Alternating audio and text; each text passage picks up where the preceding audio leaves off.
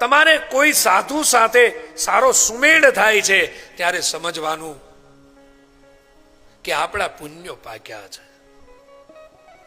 તમને કોઈ સાધુ હૃદયથી સ્વીકારે છે ત્યારે સમજવાનું કે આપણી પેઢીના પુણ્યો પાક્યા છે. અને કોઈ સાધુ આપણા ઘરે આવીને ભોજન પ્રસાદ લે છે ત્યારે સમજવાનું કે આપણું દુઃખ અને દરિદ્રપણું જવાનું હોય છે ત્યારે કોઈ સાધુ આપણા ઘરે આવીને ભોજન લે છે.